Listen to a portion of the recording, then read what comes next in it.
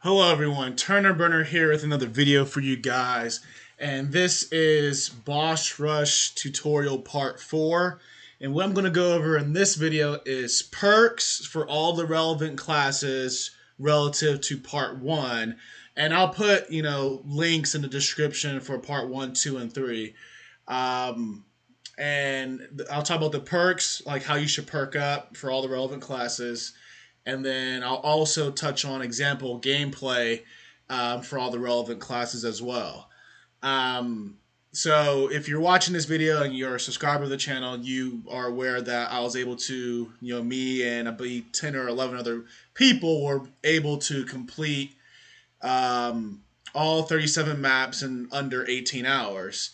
And to do that, you have to play a certain way with every single class. So I'm going to start at demo and then go through a total of 8 different classes that are relevant to Boss Rush. Obviously, for the easier maps, you get away with playing the irrelevant classes as dictated in part 1, but we're going to go through the classes that have carryover to all maps regardless of their difficulty, whether it's as difficult as like training grounds or as easy as overload. So let's get right into it. So in this first clip, I'm going to show you wave 10 on All Fathers from the marathon.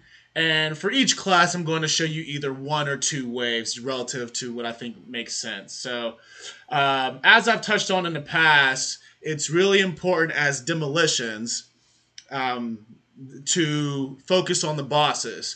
I was actually talking to someone earlier today that, how I operate as demo is I'm tunnel vision on the bosses. Like I focus on either the Kestrel, Matriarch, Carrier, Wakatu. It just depends on the map and the context. I don't focus on a Juvie. I don't focus on a Scion or a Warden. There might be times where I mark a Scion or Warden that's far out in the distance just so I can get better ult charge. But for the most part, you have to kind of trust your teammates to get rid of the little enemies while you get rid of the bosses. So it's a two-way street in terms of trust. So what I typically do, unlike maybe Operation 2 or 3 or whatever, is I like to just cycle my ultimate for boss rush. That's my main focus. Now, if for some reason I don't have my ultimate, that's when I use my ammo to get my ultimate, and it typically works out that way. When the Tactician uses ultimate, that's not my cue to spam GLs, because in reality, my ultimate is the strongest weapon in my arsenal. So let's get into it. So what I do here is I focus on Wakatu, I focus on the Kestrel and the Snatcher, and then I ult those enemies to focus on my ultimate. I don't worry about any other enemy. So in my world, that's all I see. There's a Scion in a distance that I might have accidentally marked. I mark a Warden just to get more ult charge because I get 5 marks.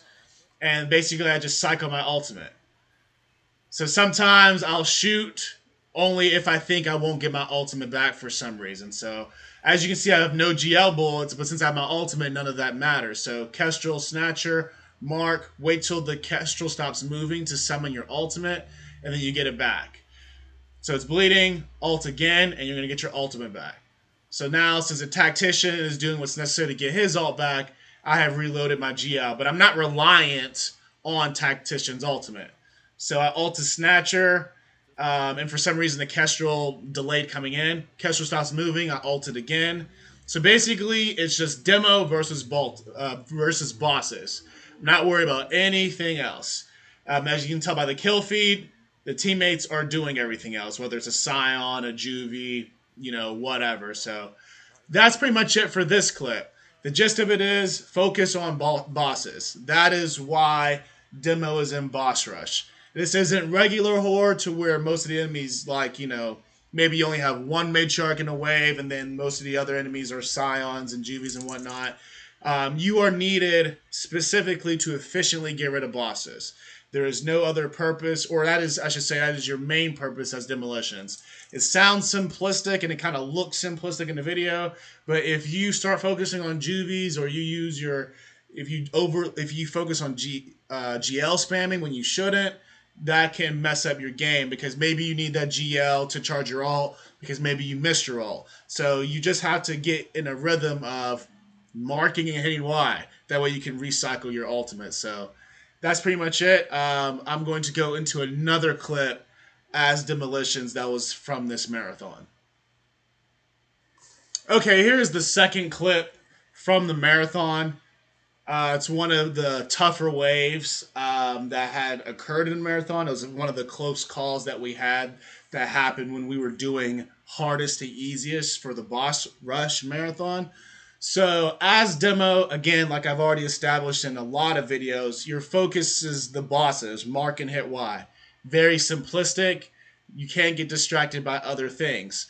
But, sometimes in wave 10 or, other waves, either it's a game design or it's a coincidence, but it seems like the Wakatu likes to target demo from underneath the ground. So it's not uncommon for me to typically die on a wave 10 and need to be revived by my teammates. So that's, again, where the trust comes in. You have to trust your teammates to kind of pick up the slack for the other enemies while you focus on bosses. So let's get right into wave 10. It's actually one of my favorite waves from the boss rush marathon. So as you can see, I have something I almost forgot to mention, which I won't make that mistake again. So when you're perking up throughout the waves as Demolitions, you want to perk up ult cooldown exclusively, and then focus on assault rifle. While I'm pretty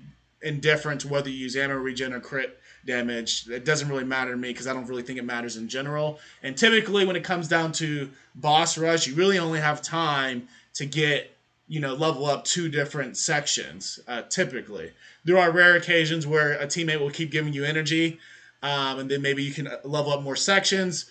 But for this particular video, we're going to go under the context of you don't have a teammate consistently doing that for you. So yeah, ult cooldown exclusively, and then you can do assault rifle damage. At least that's how I do it.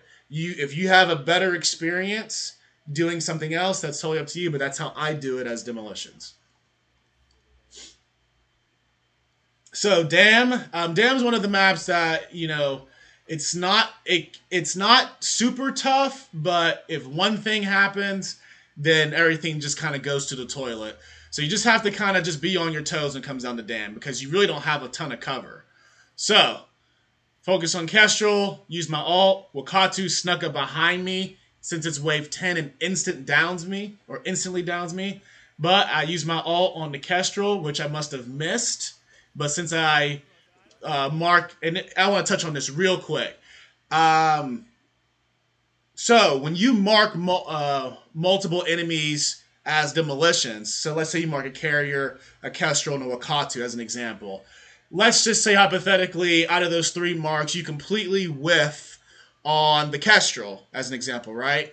It's not ideal per se to miss your ultimate, but by the same token, you're going to get your ultimate immediately back from all the damage, the ult cooldown, and the assault rifle damage. Even if you didn't have the assault rifle damage, you'll probably get your ult back just from the ult cooldown, just from the carrier alone, let alone, the carrier and Wakatu in the example dynamic I just gave. So even if you miss the Kestrel per se, you'll still get a second chance, assuming you marked enough bosses. Now, if you're not paying attention as demo and you only mark the Kestrel and you miss the Kestrel, then it's a problem because you got to recharge your ultimate via bullets or, in this context, boom shot or grenade launcher. So just keep that in mind. So I'm actually running that back to give a better context. So I marked the carrier from a distance, and I'm not necessarily active, but that doesn't necessarily stop me from using my ult. So anyway, mark, and then I'm gonna get a cooldown from just the carrier alone, and then the Kestrel's moving, but since the Wakatu sneaks up behind me, I quickly mark and quickly hit Y to get the damage in. I typically, when the Kestrel's moving, I don't like to uh, a call on my ultimate. It's actually a horrible idea to call on your ultimate while the Kestrel's moving. But in this context, it was a panic ult because I knew the Wakatu was going to come up behind me, and I knew I was going to get ult charge from the carrier, so I was going to be hitting 2 bosses. So even if I went down, I was going to get my ultimate right away. So teammates picked me up. So as you can see, I actually forget that I missed the Kestrel, and then I call in my ultimate here. So as you can see, the Peacemaker gets close, but I trust my teammates to pick up the slide. Wakatu is still alive. It regains a lot of its health. But I don't want to call in my ultimate on just the Wakatu since I know there's a Kestrel involved. The Kestrel stops moving, then I call in my ultimate. Then the Kestrel stops moving again because of Gunner stunning it, then I call my ultimate again. So now the Wakatu, which you can lose sight of, which always be cognizant of the situation as demo or whatever class. If the Wakatu isn't killed by demo or another class based off of the kill feed, be advised on where it's located. I think I may have thought I killed it because the Kestrel died right next to it. I may have not, and I'm not 100% sure on this, what exactly I was thinking. I may have thought it was dead at that point. I really don't remember. But the bottom line is, as every class, you want to be cognizant of what happens to the Wakatu. The Wakatu is probably the most dangerous boss in this mode, so you want to be aware of what's going on with it at all times. So this is third Kestrel, I believe, and I'm getting ready for it to come over when it stops moving. And the next thing you know, I die by a Wakatu, which is a huge problem, and I wasn't sure how that was going to go. And then another teammate dies. So this is one of my favorite ways because people were going down, people were dying, and we stayed resilient and we stayed poised under pressure. A side note, as Demolitions or any other class in Boss Rush in and of itself is overwhelming. So it is critical that you stay poised as situations arise. If it's a 3 down, don't panic. Just, stay the course and things will kind of unravel in your direction. If you panic, you'll use your ult on like a Warden as demo when there's a Kestrel and Wakatu to deal with. So for me, you're going to see what I did to kind of stay poised under pressure. So you got the Wakatu above us, and Ross actually revives me. So you see there's a Warden right next to me, but I want to run away, get some distance, let the ult charge on my boom shot. I know I don't have Lancer GL, so I won't be taking advantage of the bottom perk, but I still have ult cooldown. But see right here, you see how the Kestrel and Wakatu are constantly flying back and forth?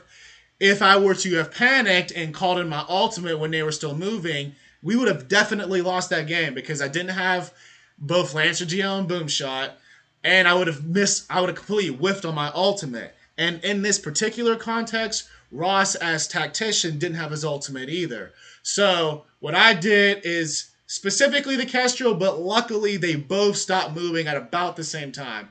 So I make sure to activate my boom shot, then call in my ultimate, and then just keep recycling ultimates, which you'll see here.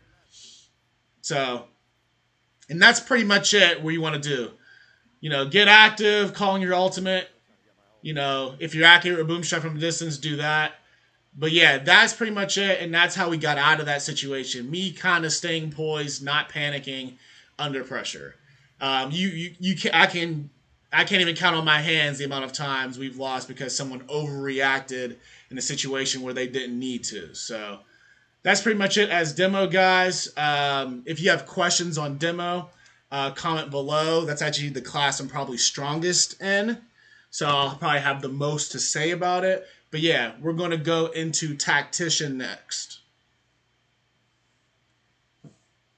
Okay, this is Tactician. With Tactician, the main focus, this is probably actually the most important class in Boss Rush.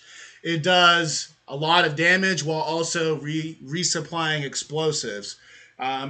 Teammates that may need explosives might, pilot, demo, gunner, and obviously Tactician himself. So you have to keep that in mind when you use this class. The main focus of this class should be to do damage, and because you're doing all that damage, you're going to keep getting your ult back. So you're going to keep you know, in a sense, recycling your ultimate. Not quite like demo, but you're doing damage uh, in such a way to you want to keep getting your ult back. Because keeping your ult back means you're going to get enough healing associated with that ultimate for your teammates and yourself. Also, which you'll see in this video, is the explosive resupply resupplies the salvo in the silverback, and because it does that, if you want to connect that logic to the salvo skill card for pilot, it makes the silverback last long because of getting, I think it's like 1.2 seconds or something like, you get more time per hit with the salvo. So what you'll see in this video is the pilot user has the ultimate the whole wave because of the fact that I keep recycling the ultimate. So you'll see that here in a second.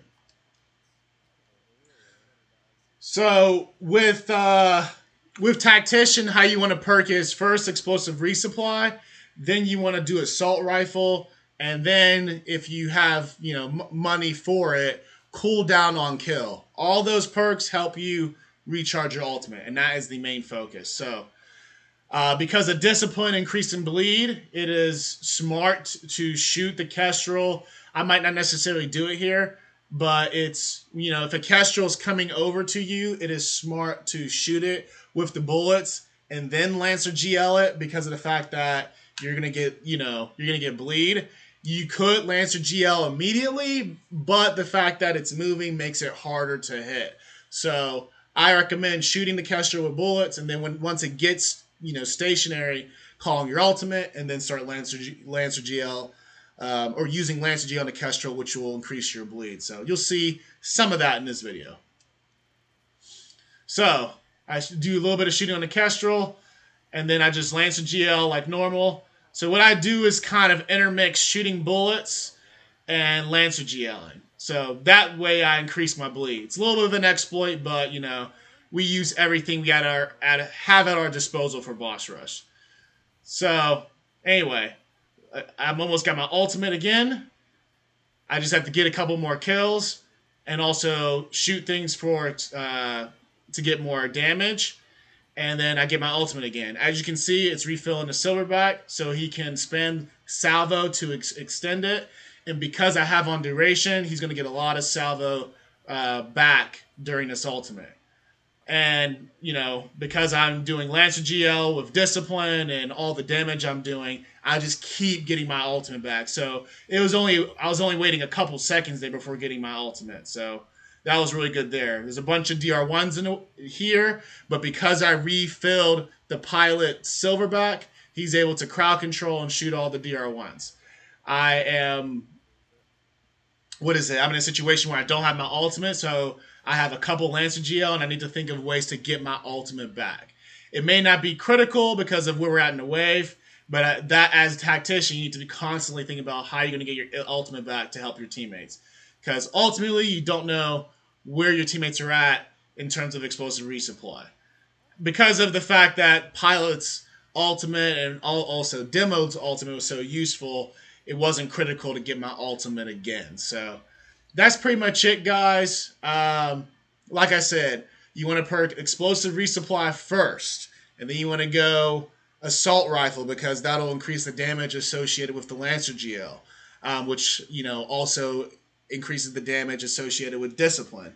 And then after that, you want to do cool down on kill. You might not be able to do that third one I mentioned due to the fact that you may not have teammates giving you ammunition. But in the event that you did, you can do cool down on kill. I had the gunner in this game, and I believe the pilot in this game keep giving me energy, which I use to my advantage. So that is pretty much it for Tactician. I have some Tactician gameplay throughout the marathon, but I think this captures it well enough to be the exclusive wave I talk about. If you have questions on Tactician as well, comment below, let me know. Or if you have anything to add as a Tactician player, comment that below as well. So we're going to get right into the next class.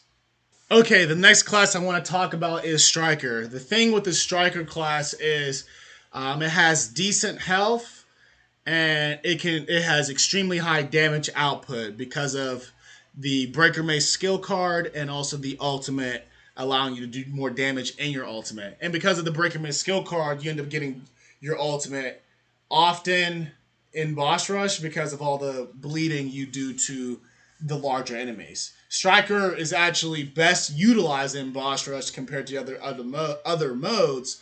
So if you want to utilize Striker, if you want to get better as a Striker player, that's something I'd recommend to do is doing boss rush as opposed to anything else. Because in boss rush, you actually have less ballistic enemies in comparison to like a 1 through 50 or frenzy. So for a Striker, what I'm going to do is I'm going to go over 2 waves, and that's wave 8 and wave 10. I'm going to analyze it, and if you have questions on that, let me know. So the way I perk up with Striker is similar to how I perk up with Blademaster, which I'll get into. I do damage resistance and damage, and I alternate it. What I like to do with Striker is I like to keep enough money in my pocket. See how it says I'm carrying 6,500 energy? I like to keep enough money in my pocket. That way, if something happens to my mace to where I can't get ammo or get a Warden's mace, I'm able to go to the fabricator real quick and scroll down and get another breaker mace. Sometimes I like to have enough money for 2 or 3 maces, depending on the map. But in this map, I thought 6,500 was enough for at least 1 mace because I figured I'd either get the box or another warden as wave progresses. That was just kind of my instinct, if you will. So, like I said here, you have your ultimate often as Striker. So for me, I'm not very shy when it comes down to using my ultimate, really with any class, because I'm always focusing on surviving a situation, and typically surviving a situation typically means using your ultimate as opposed to not using it. And using your ultimate means you do more damage, which also means you use less mace. So what I do is I slam over cover and try to get that warden. I help out there. I do the exact same thing here, and I'm still in my ultimate. See, the ultimate is pretty long, and it does damage, so it's kind of nice. So I lose my mace there because of the ballistic enemy. I meat shield the grenadier, but while also being cognizant of the matriarch that can grab me instantly. So because I lost my mace so quickly, that actually was a bad situation for me. But, I get, once I lose my mace, I run into a fabricator and get more mace. That is why you want to keep enough money on hand, is because you don't want the pressure of getting the warden's mace when you're surrounded by a bunch of enemies. You want less pressure to go to the fab, get the mace, and then come back out. Okay, so I use a flash because I don't have stem, and ballistic enemies are kind of dicey as strikers since you don't have short range deflection. So I use flashes sometimes. It just depends on the context. So this map, this wave had a ton of wardens. So what I do is I like to slam mace at a distance and then get my ult back. So what I did here is the matriarch's coming and I try to save my teammate. I don't remember if I'm successful or not. I believe I am. So I try to save my teammate by either killing the teammate, and here's another situation, getting the mace. Because the matriarch can instantly grab you and kill you, so you want to keep a distance. So all you gotta do is mace, slam, mace, slam. Theoretically, it's supposed to stun bosses, but that doesn't always work out. Slamming over cover is something I covered or talked about in the Blademaster tutorial, and it works the same thing for Striker. It allows you to have some cover as you're attacking enemies. Capping taps as a melee character can be good so you can have more health. So keep that in mind when you are this class. Typically with this class or Blademaster, having more health is ideal because it allows you to survive more situations. So let's, in summary of this wave, so slam mace over cover, use ultimate frequently. I use my ultimate twice in one wave, and the ultimate's very, very long and it allows me to do more damage during my ultimate. And also use flashes for ballistic enemies as the waves progress. It's just safer. Striker doesn't have any legitimate short range deflection, and the damage resistance is okay. But once you hit after wave 6, you kind of want to be a little bit more cautious, in my estimation. Some people get away with playing more aggressive, but for me, I find it better to be more cautious, and let the enemies come to me, as opposed to me going to enemies, because when I allow the enemies to come to me, I typically deal with less at a time than if I rush a bunch of enemies, and then you have a lot of ballistic or enemies that shoot bullets pepper me from a distance, which is again not ideal as Striker, because it just doesn't have the health that Blademaster has. So we're gonna go over one more wave as Striker. Okay, so this is wave 10 of the same game. I don't explicitly remember every detail of it, so we're going to kind of go in blind, if you will, and see how everything goes. So 5 strikers on checkout is actually pretty tough, and you just have to be, aware. So poppers at a distance, slam mace, stay away from them so you can keep your stim. Wardens, for some reason, instantly destroy everything they hit, regardless of the wave. So you just have to kind of take it on the chin and kill them afterwards. Slam mace, when you're, or full health or whatever, allows you to regain some stim, which allows you to have some health. It's not much, but you have some. So slam mace again, at a distance, allows you to stay protected from enemies that are trying to kill you. It's simple as that. You don't necessarily need to be right up on an enemy to kill it as, Striker or Blademaster. So Matriarch can be a little dicey because it can kind of, ignore typical stun animations. So just be careful when you approach it.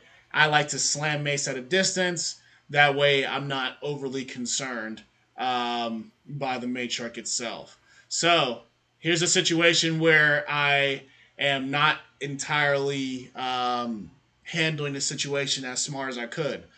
As a melee character, the Ice Scion, almost regardless of the map and context, is the worst Scion you can deal with. It can freeze you fast and can freeze you at a relatively long range. As Striker, I have even less health compared to like a Blademaster, so I really need to figure out a better way to handle this Ice Scion. In a perfect world, I have flashes, but since I don't, I really need to either communicate with my teammate to have flashes to flash the Ice Scion, as opposed to trying to deal with this Ice Scion on my own. And you'll see why that fails here in a second. And there you go. Frozen virtually instantly. Let's run that back because I didn't have it isolated. So here's the Ice Scion at a distance. I don't keep my distance from the Ice Scion, and it freezes me instantly, and then I get killed by an Oppressor. So Ice Scions, you want to either flash or communicate with your teammates to use flash. That way you can handle the Ice Scions, or really any Scion. And, but mainly Ice. So, again, Wave 10, very, very lethal, so you want to be very, very careful. The Matriarch is still around, so you want to be always aware of where she is located, because she will end the game, or she can end the game. So flashes, using your ultimate to stun, or just flat out killing it is a good thing you can do, or a good thing to do. As you can see here, I lost 2 maces this wave, but I still had enough energy to get more mace. One of the important things as Blademaster or Striker is to have enough mace for most, if not all, situations. So the Matriarch actually protected me from the Ice Scion in that context, or I would have gotten frozen again. So I can thank her for that. As you can see, I'm just slamming over cover. Two teammates are down. I protect myself by reviving them from that cover. And then that is basically it for this wave. There's not much else to it besides general cleanup. I lose my mace again, but because of the context of the wave, it's really not that big of a deal. But that's pretty much it for Striker gameplay. It's as far as some of the roles, or as far as Striker's concerned, I should say, is your purpose is to be, essentially a melee class. So what melee classes are typically doing is killing scions, wardens, juvies, drones, those types of enemies. So Striker can kill bosses fairly quickly, um, but because of the existence of a demo, it's not necessarily your focus. Your focus is more or less the enemies I've already stated. So killing a boss you can do, but it's merely more or less a bonus because the demo really should be killing, the bosses in most contexts. And then Striker, and I'll get into Blademaster here in a second. He's really an aggressive. How I think of it as a very aggressive barrier that can also kill things to keep the pressure off your enemy or your teammates, I should say. So that's it for Striker, or at least that's what I would say. You can also check RelaxingKoty's channel. He has some Striker gameplay you can emulate as well. I'd probably say the gameplay he would do is superior and more aggressive if you want to lean in that direction. A lot of players like to play Striker aggressive but get downed, and that's my category. So what I do is I don't play aggressive because being more conservative and more protective of my teammates works better for me. But for the most part, watching Koty's Striker gameplay, he's basically aggressive all 10 waves in the context of boss rush. So anyway, if you want to see a different play style, I'll probably link that or a gameplay I've witnessed in the description below. But that's pretty much it for Striker, guys. If you have questions on that class, let me know, comment below. But yeah, we're going to go into Blademaster next.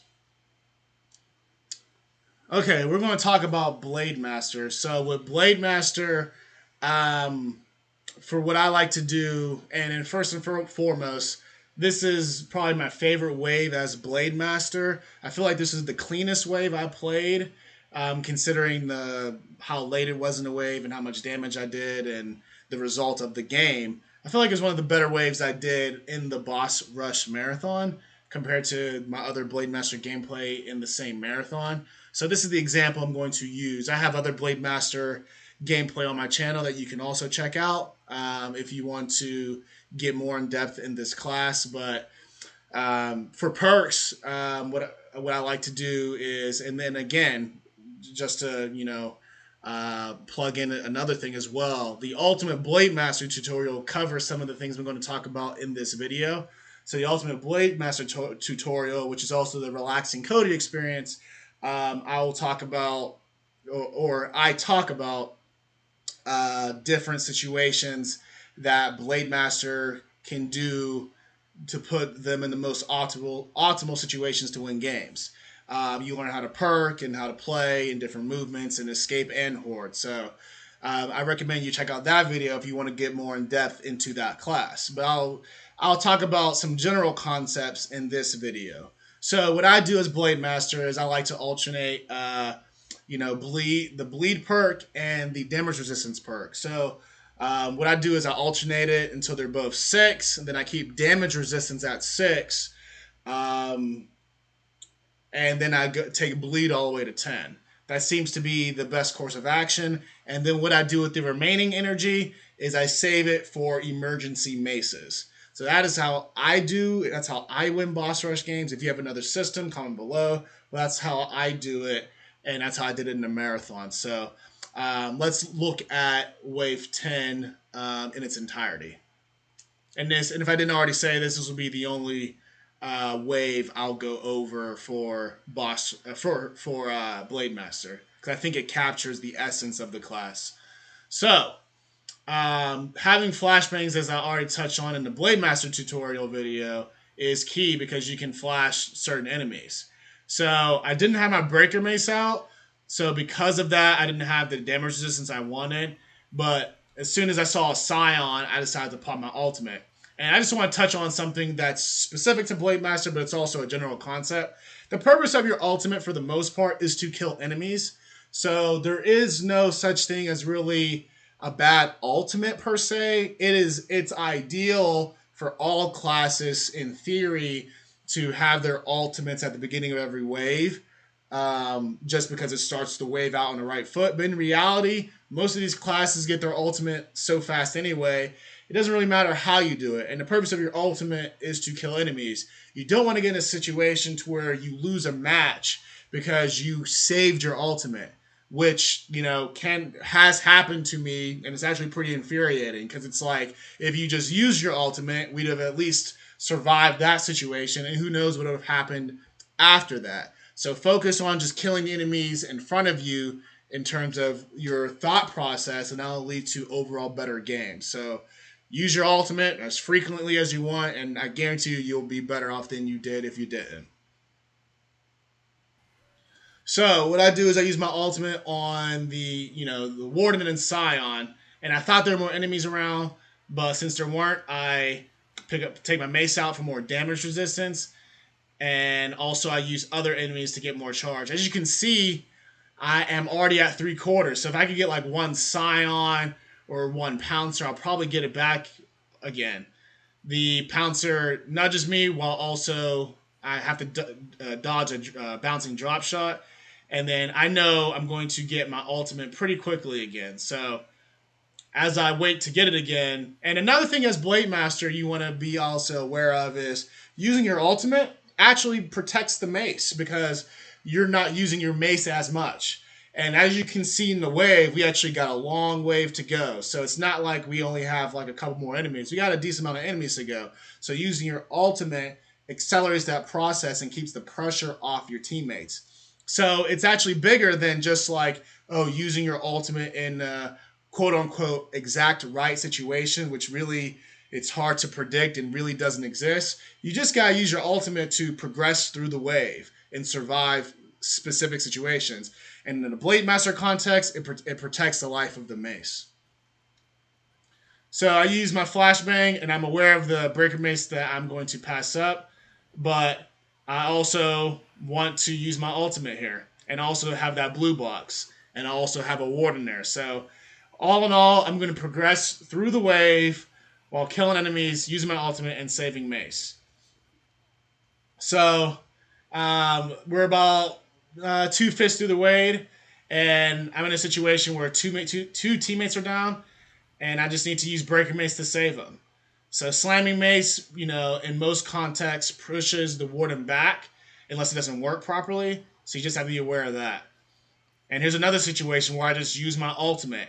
I'm not worried about the fact that it's only one drop shot Scion. Sometimes you just need to use your ultimate to get into risk-free situations. So this is my third ultimate this wave. So I'm just going ultimate to ultimate to ultimate. And because the residual effect of the shock chain, I get some ult charge every time I use it, or after it ends, if that makes sense. So as you can see again, I almost have it again. So I swipe them once, and this is my fourth ultimate. So I pick up one of my teammates, and then I go kill another Scion. So as you can see, not saving my ultimate allows me to get it so many times per wave, which allows me to ultimately protect my teammates in the big picture.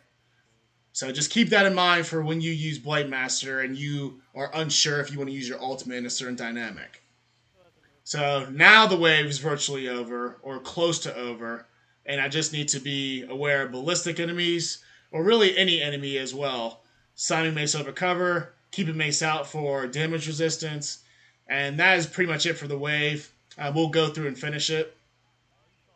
But as you can see, for the most part, I stay. It may not look this way, so someone else killed the matriarch.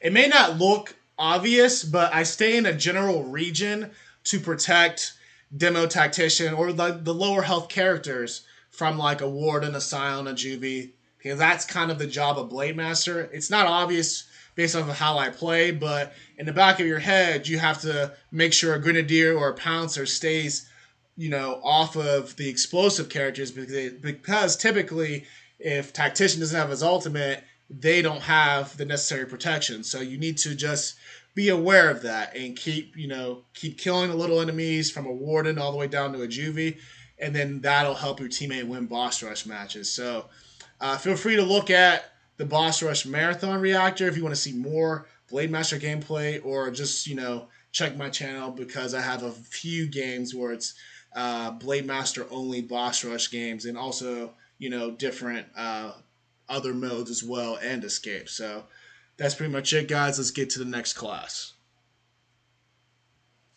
Okay, the next class I'm going to go over is Anchor. This is actually a clip from a game we lost because actually, I won't go into detail. It's a clip from a game we lost. It's not connected to a boss rush marathon. It's connected to just a game with 3 randoms. And when you're dealing with boss rush on a harder map, if you're not going to be one of the more high damage classes, if you yourself know what you're doing with boss rush, you're kind of at the mercy of a random picking an important class, and that could be the difference between winning and losing. But ultimately, what I want to get into is, why Anchor was important in a few different dynamics. So with Anchor, what I did was I perked up ammo regen to 5. I think you can get away with perking it to 4. But, since I don't use the class a ton, I did 5 just for insurance. And then what I did was I perked up damage all the way to 6. You can perk up damage resistance if you want to, or you could just keep doing more damage, because if you do more damage, that allows you to get more your ultimate, and your teammates get stim more often. So it just depends on how you look at it. If you want, to have more damage and more health for yourself, or you just want to have more damage and more stim for your teammates. It's just a couple of different ways you can play. So let's look at an example gameplay as Anchor. So, sometimes when you're dealing in random lobbies, the Demolitions class can't get rid of bosses quickly. So, Anchor can help protect and give you more time against said bosses. So, as we've already established in a bunch of other videos, the Kestrel is the Demolitions' responsibility mainly, and there's basically only one person's fault if you lose because of a Kestrel, or if you lose because a Kestrel just is hanging around too long. So anyway, long story short, in this dynamic as Anchor, what I do is I pop my shield to protect myself from the spit of the Wakatu. At a wave this late, the Wakatu spit will instantly down me regardless. So with the shield up, it protects me from it, and then it also gives me and my teammates stim, which you'll see here in a second. So stim is, or excuse me, I currently have stim, and if you look to your left and you can pause the video, one of my teammates also has stim. So the Demolitions class is not getting rid of the Wakatu fast enough, so having my shield actually gives us a little bit more time. So now the Wakatu's finally gone, and then now there's another, sorry, I said that wrong. The Demolitions class is not getting rid of the Kestrel fast enough, so the Anchor shield gives us more time in a situation. So, and also there's still a couple other bosses, the Matriarch and the Wakatu. So let's proceed. The shield is up because I have duration on. Again, the Demolitions class, and I hate to reference the demo class when I'm talking about Anchor, but I just want to give you context of what you can possibly deal with if you join a random lobby. Not everyone's going to delete a Kestrel instantly like what happens in my demo games. So you have to be aware of the opposite. A Kestrel that can potentially wipe your whole team or just be around way too long. A lot of Demolitions, regardless of their high level, will call in their ultimate when the Kestrel's clearly moving. The ultimate's not heat seeking, and I'm talking about demo right now, but the ultimate as Demolitions is not heat seeking. So from the Anchor perspective, if you see a ultimate called in and you know the Kestrel's moving, just know as Anchor you're going to be more relevant in this wave because of the quality of the demo class you're dealing with. So what you want to do is be cognizant of your teammates' ability. That way you know who you need to revive more, who you need to help more, or it may determine how you perk as Anchor. For instance, if I was more cognizant of the demo in this particular game, maybe I do damage more instead of damage resistance. That way I have my shield more often to help my teammates. It's just one of those things you just live and learn, and you just learn through trial and error. So anyway, the Kestrel comes over. I'm almost out of my ultimate, so there's a segment here where I have to hide behind cover. So I try to get residual bleed going into my next ultimate, and then I have to, since I ran out of it, I have to go behind cover, and then once I hit active again, as you can see, the ammo regen is regenning my bullets fast enough, but I use the bosses to get my bleed damage up, and because my damage perk is up, and also the bleeding bolt talk, I'm going to get my ultimate fairly quickly. Not super fast, but fairly quickly, I'd say. So that's pretty much it for the wave. Ultimately, you just want to recycle your ultimate by doing, more damage, while also using the shield to protect your teammates. Also, be aware of you know what type of enemies you're dealing with, whether it's a Kestrel or Katu, and be aware of their locations because it's not like Protector's Bubble where you can how to explain this. Like Protector's Bubble is a circle that goes around you, so ballistics can't get through. You have to kind of rotate the shield to where the danger is coming from. So just be situationally aware to where the danger is coming from. That way you can rotate your shield, which will give your teammates stim and also obviously protect you from getting down. So that's pretty much it for Anchor. I don't have a ton of gameplay with this class, but this is the gist of it. It's one of the harder classes to play because of the fact that you have to be so situationally aware. And you also have to perk up correctly. I believe you can get away with perking up ammo regen to just 4. But for me, since I wasn't 100% sure of 4 or 5, I chose 5. So if I were to do this all over again in another game, I probably would do ammo regen and damage. I'd probably perk those up first. So that's pretty much it for Anchor. I had another wave I was going to go over, but this basically covers the gist of what you do as Anchor. You do damage to enemies or bosses or whatever, so you can have your shield to protect your teammates and also give your teammates stim. That's the gist of it as Anchor. So let's get into the next class. Okay, so I have a couple waves of Gunner gameplay I'm going to go over. I believe it's wave 6 and wave 10 of a game I did recently. So, as Gunner, you are virtually 100% a supportive role. Your goal is you kind of work as one of the last lines of defense.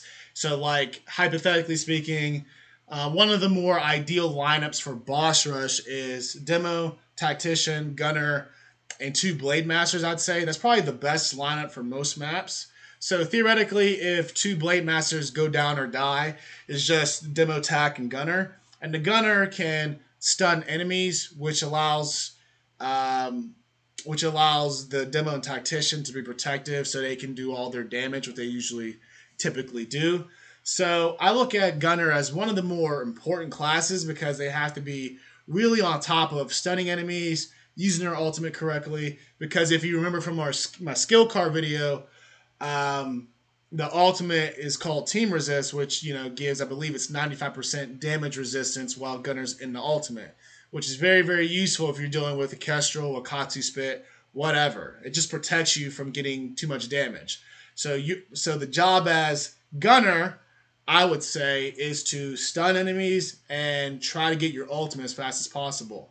You don't want to do a ton of salvo spam unless you're cognizant of when Tactician's going to drop the ultimate, so you can get more explosive resupply. If you get into a habit of salvo spamming when Tactician doesn't have his ultimate, you do run the risk of not having salvo, depending on how good your Tactician is. Some Tacticians get their ultimate so fast that it doesn't matter what you do with the salvo, but other Tacticians take a little bit longer because maybe they have the wrong skill cards and maybe they're just not as good. So you just have to be aware of how the Tactician's ultimate is going and how often that particular player is getting it. In this game, my Tactician was getting it fairly a decent amount, but I still wasn't spamming. I was focused on topping salvo to stun enemies. So you'll see that here in this gameplay. So the Kestrel is coming. Wakatu's on the right, but the Kestrel is something I want to stun first. So I stun the Kestrel, which allows me to which allows the Demolitions class. Sorry, so much happens in boss rush where I have to pause it so it's not distracting what I'm saying to you guys. So anyway, so when the Kestrel comes over as Gunner, it's not critical. Gunner stuns it in terms of like being able to kill the Kestrel, but it's way easier to kill a Kestrel that's not flying around versus a Kestrel that is. So stunning it helps the Demolitions, helps the Tactician generate his ult. It also helps the Demolition have a easier time to call the ultimate on top of the Kestrel. And then immediately after that Kestrel, a Warden rushes and a Popper rushes, and I have to call in my ultimate to save myself, which in turn, because of team resist, also helps my teammate survivability for, I believe, 6 seconds. Oh, just as a side note, because I almost forgot, what I do as Gunner, or what I did in this game, is I perked up ult cooldown. I don't think anything else has that kind of value. Or sorry, not ult cooldown, but ult duration. Ult duration just means I'm immortal for a longer period of time. So I think that's valuable in the case of emergencies, whether my teammates go down, or if I need to reflect a dead eye or something. I don't have reflex shutter on, so I'm not going to like kill anything like a press or anything like that. But I can survive long enough to get tags, get enemies, things of that nature. My good friend Wickerman was Gunner for a lot of the boss rush marathon, and he has on his channel a ton of Gunner gameplay, and he was clutching a lot of moments. I'll link that in the description as well, so you can see a very, very high level Gunner at work. I don't really play this class because I don't really like it a ton, but I did want to get a feel for it in preparation for this video. So anyway, stun enemies that rush you, use your ultimate to survive, use your ultimate to help your teammates survive. So I stunned the Warden, and Juvies are coming. So melee classes weren't in this game, so we weren't being protected by Juvies specifically. So anyway, I stunned the Kestrel, so that made it easier to kill. I used the Wakati for ult charge. The Tactician was getting his ult fairly quickly, so I could be spamming Salvo here, but there's just not enough enemies to spam it. So the drop shot sign shoots a drop shot. I use my ultimate to save myself. And since I have ult duration, it lasts a decent amount of time.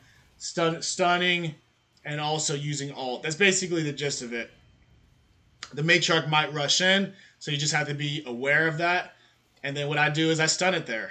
So that's the stun animation the Matriarch does, and that protects your enemies, and that allows you to not, get the game ended on you. So that is the gist of this wave. So basically, you use your ultimate to save yourself, and that same ultimate helps save your teammates, and you stun enemies that are getting too aggressive. So that's the gist of being Gunner. And you just do that system over and over again. And then the way you can perk up ult duration if you want. I believe Wickerman wasn't perking up ult duration. I'll have him comment below if he was doing something else. I believe he was just giving his money to Demo or some other class, but this is an option if you want to perk up ult duration. I believe you can also perk up damage if you wanted to get your ultimate more frequently. So those are also options. The other two in this mode aren't options. So it's either you could do damage, you could do ult duration, or you could do a mixture of both. It's really up to you. I chose ult duration exclusively because I felt I was getting my ultimate more frequent as it is. So let's look into the next wave and see if there's anything different as Gunner. Okay, so here's wave 10 of the exact same game. So basically, we're just going to, it's pretty much just more of the same. You stun, use your ultimate to protect, and you just keep stunning, and you keep using your ultimate, and you just keep recycling it that way. When you can simplify different roles for different gameplays, sorry, let me rephrase that. When you can simplify your role, it makes your role easier because you know what is your job and what is not your job. So I've described, the roles of different classes in this video. So if you guys stay true to what I'm telling you for boss rush purposes, that'll make boss rush games far more easier than if you just try to do something that's not your job. If the gunner is trying to kill the kestrel, that's a loss because that's the demo's job. If and so on and so forth. You could say a bunch of stuff for a bunch of different situations. So if you stay true to your role, it's going to be a really, really good boss rush game, I promise you. So let's see what Wave 10 has in store. So there's pretty much always a kestrel, so we stun that. I pop my ult for invulnerability while also helping my teammates. Here's a second kestrel because the demo is doing their job of destroying it. So I stun the kestrel again, and also a warden comes out of absolute nowhere, so I need to keep stunning it. So as you can see here, this is why Gunner is useful. All this crowd control. And I'm also about to get my ultimate again, which will help my teammates. The kestrel's coming over. And also, because of bait armor, I don't know how useful it is necessarily.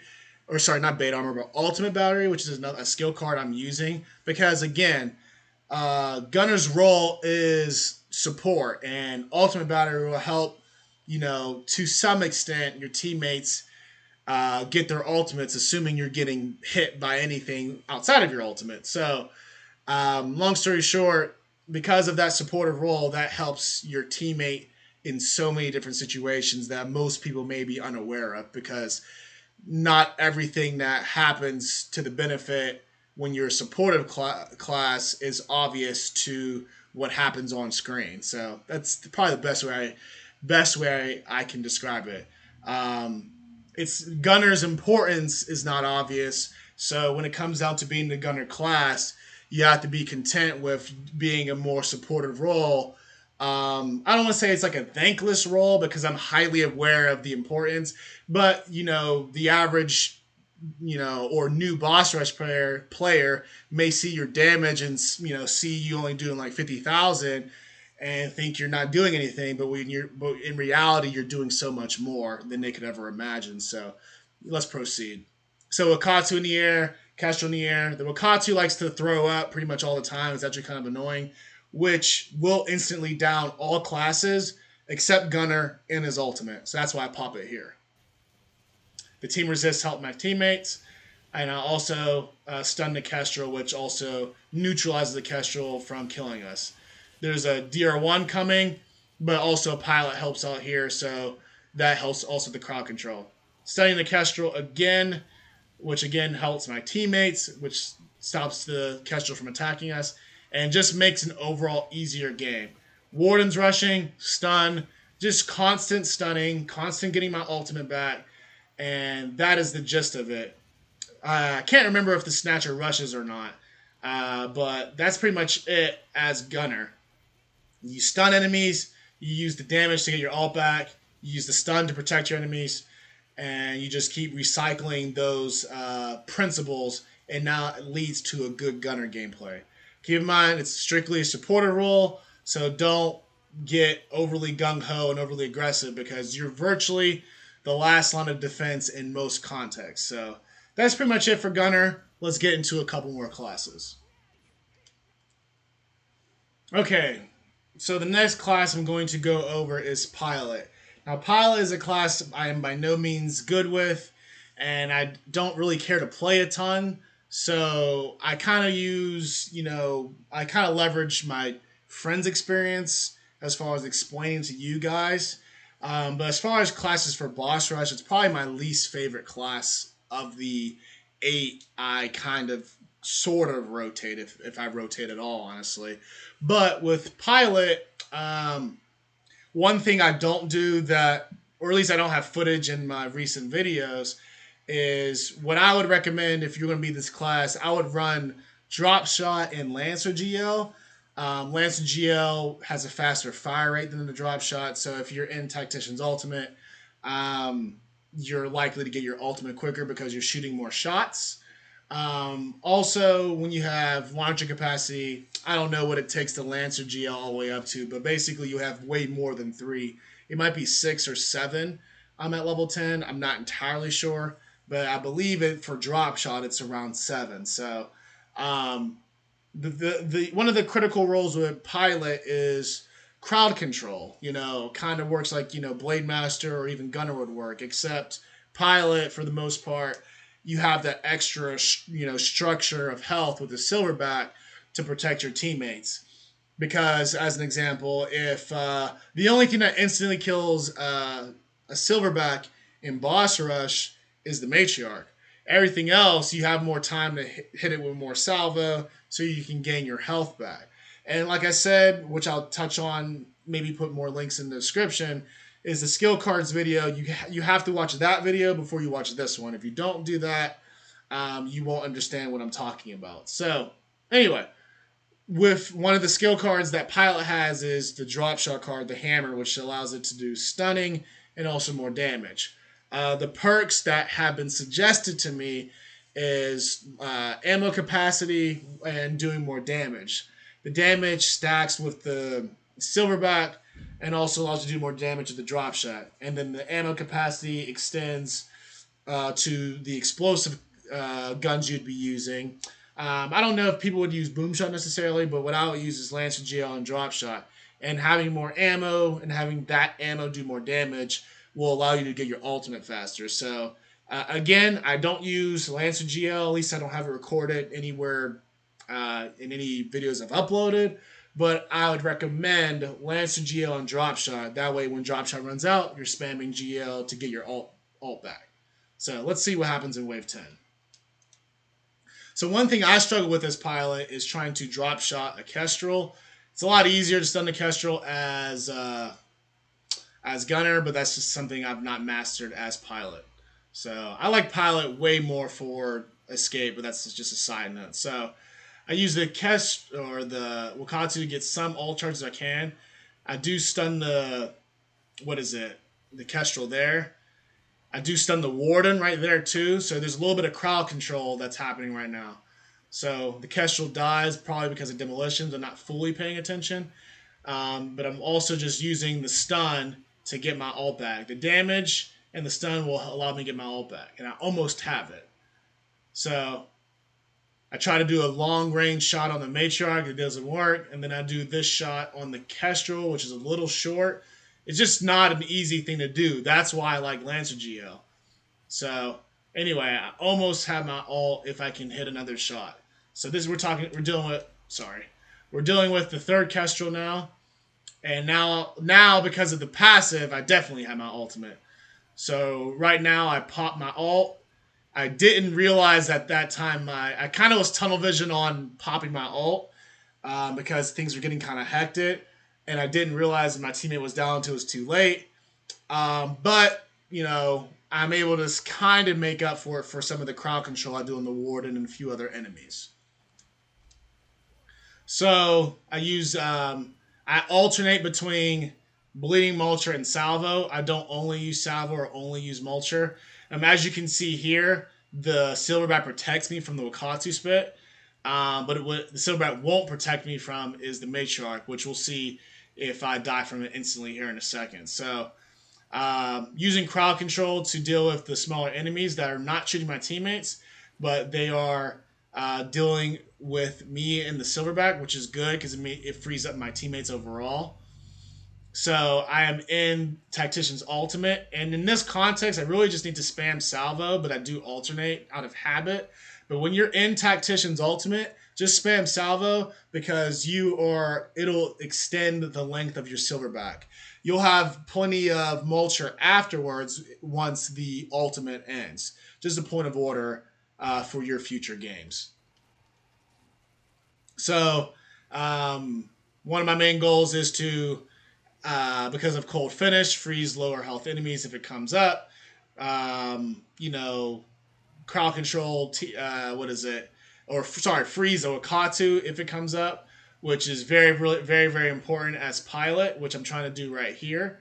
But other than that, that's pretty much it. So when it comes down to Pilot, you want to stun with the drop shot and freeze the Wakatu when it comes up, and also use your ultimate for crowd control. So there's not much to it. It's not a class I enjoy playing. It's not a class I have a lot to say on it.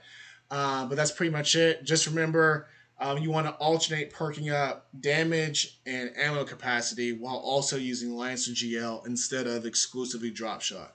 Keep that in mind for your future Pilot games. that's pretty much it, guys. And one class I'm going to go over next is Protector, and that'll be the last class. The last class I'm going to go over is the Protector class. Now, the reason I'm going over it is because I established in the first video that it's a relevant class, but after updating my thinking, the class is only good on maps that are very, very easy, that don't have Kesher and Wakatu. Wouldn't recommend it for any of the difficult maps. So if I were to do the tier list over again, and I'll actually go over in a bonus video of what changes I would make to the overall tutorial to help you guys going forward. But when it comes down to the Protector class, for the easier maps, you have the shields, you have Breaker Mace, you have less of the high damage, enemies like Kestrel, Wakatu really dealing with you. So you don't have, it's not a big deal to deal with like a Snatcher or a Carrier, because you can always slam Mace at a distance. And also when it comes down to the shield, you can always be in it while you're slamming. So what I like to do as Protector is I like to perk up damage resistance and damage. That's what I like to do. I think I accidentally perked up the others, or maybe I did just because I had more energy and I was testing some things. But for the sake of this video, I want you to focus on damage and damage resistance. And again, the skill cards video will be addressed in part 2 of the boss rush tutorial. So look at that video if you want to know what skill cards you want to use for all these classes. So what happens in this wave, it gets a little dicey. Atrium is a very laughably easy map. I mean, Commander soloed it on boss rush, which makes it speak for itself. But it gets dicey. Protector is by far the weakest class in this game, but the shield was necessary in a few situations. So to deal with ballistic enemies, since my shield since my shield duration is a very long time, I like to pop my ultimate and slam Mace at a distance so I can keep my stem and also do damage to enemies. It's just as simple as that. I stay protected, LOL, as Protector, and I don't have to deal with getting hit while I'm also trying to kill things. So basically, it's a one-way street where I can kill the enemies, but they can't really kill me. So I just wait in my ultimate, slam Mace, and then I fall back. I have one teammate down. I'm aware of that. But I also got to be smart because I'm Protector. I'm not Blademaster. I can't just rush.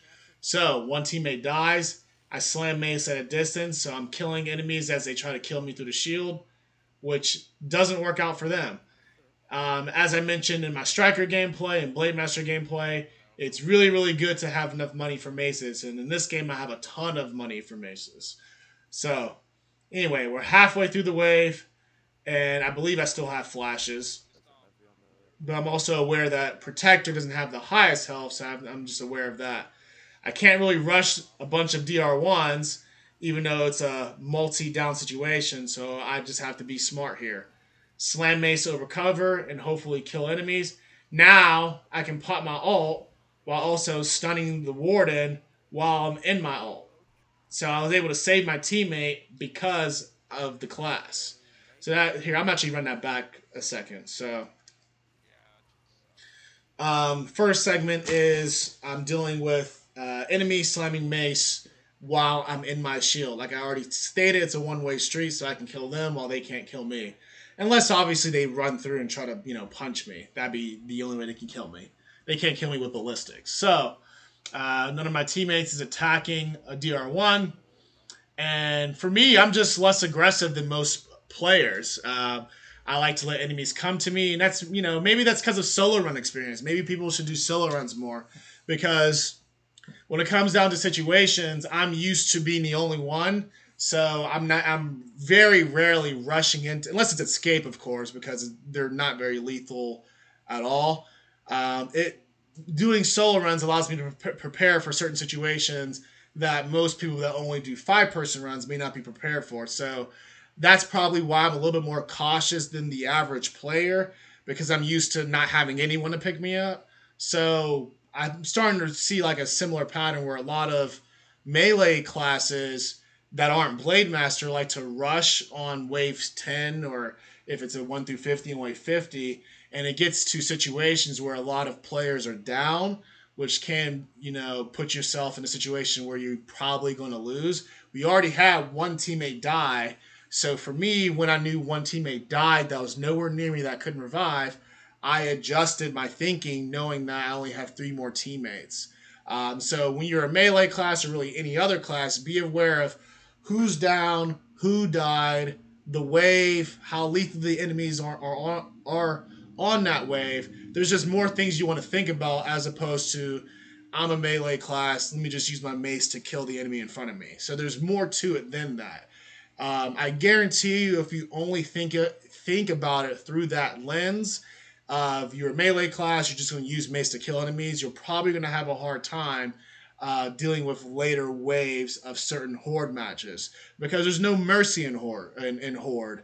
You go down, the enemies, whether it's a leech, instantly kill you, pouncer, instantly kill you, warden, scion, instantly kill you. So you have to just be a little bit more cautious than you probably would like in a lot of different dynamics. So side ran over. So we're in a situation where I have two teammates down, one dead. I'm assuming the other teammates behind me getting maced. I don't really know. But since I'm aware of, I've dealt with situations like this, I stay behind cover, but I know I can't just do nothing behind cover, but I stay behind cover and try to slam mace through cover. And hopefully I can kill enemies before they execute my teammates. So I get some hit reg, so I know that's good. One of my teammates gets executed, and then another teammate gets executed. So it looks like another teammate got down. So basically, it's just me standing right now, if I'm understanding it correctly. So basically, it's just two alive right now. One of it's protector. Someone got alive again. So when it comes down to, like I said, melee classes, you want to have enough money for maces. I forget who said they needed money for mace or whatever, but because they didn't have money for mace, I deposited. So that's another situation you want to be aware of where not all teammates play the same way when it comes down to saving energy for maces. So you also sometimes may have to hold on to energy a little bit more because you're aware that someone as striker, blademaster, or any class using a mace may only have like a couple hundred energy. So these are just things you just have to work on being situationally aware relative to how your teammates play and how the game is being played. Because there are situations where you can get away with this, but all five teammates can't be aggressive in these melee only classes because it doesn't take a lot of effort for a peacemaker to down five of your teammates in a matter of 5 seconds. So because of that, not all of you can be aggressive. So some teammates can be aggressive while a player like myself has to be a little bit more conservative and be kind of like a line of defense in case something, goes sideways, which happens in this video. So my shield duration is level 6, so my shield is actually still up. So theoretically, my teammates can stay in the shield and slam mace to protect themselves. So that's ultimately what I do, and I get hit reg.